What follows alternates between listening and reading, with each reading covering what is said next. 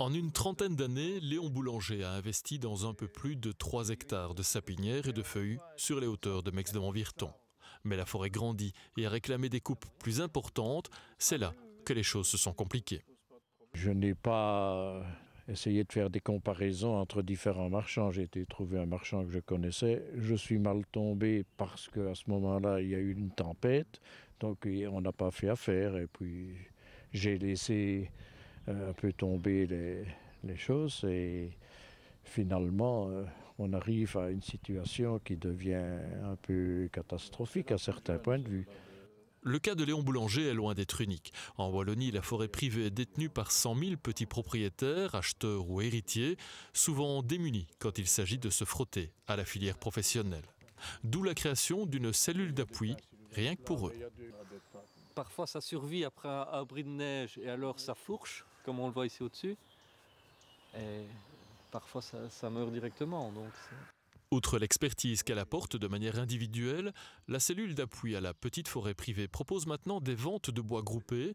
L'idée, regrouper des petites coupes et dégager ainsi une réelle plus-value pour l'ensemble de la filière.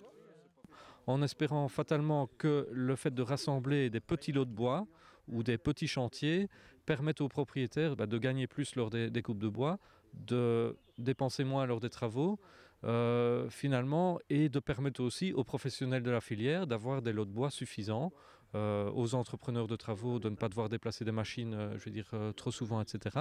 De son côté, la commune y trouve aussi son compte, surtout dans la remise en état des chemins publics. Ça permettra un état des lieux correct, avant, après exploitation et une seule fois. Et ça va aussi peut-être plus facilement vers qui se retourner si jamais il y a des problèmes. Ah, ça sûrement, ça, c'est un grand avantage là. Les démarches sont d'autant plus facilitées qu'il n'y a qu'un seul interlocuteur, un expert forestier sélectionné après appel d'offres. C'est lui qui est chargé d'effectuer toutes les opérations pour le compte des propriétaires. On fait les évaluations financières de la vente, donc ce que ça pourrait rapporter aux propriétaires. On prépare un cahier des charges, on prépare donc la mise en vente des lots, on contacte les acheteurs potentiels. Et puis ensuite, donc, c'est la vente par soumission des différents lots, et l'organisation et la planification de la vente et des travaux. De commun accord, un prix de retrait est fixé et au final, le propriétaire reste toujours libre de vendre ou non son lot. Ajoutons que ce groupement de petits propriétaires ne se limite pas aux seules ventes de bois. La même dynamique s'applique aussi pour l'entretien et la plantation de nouvelles parcelles.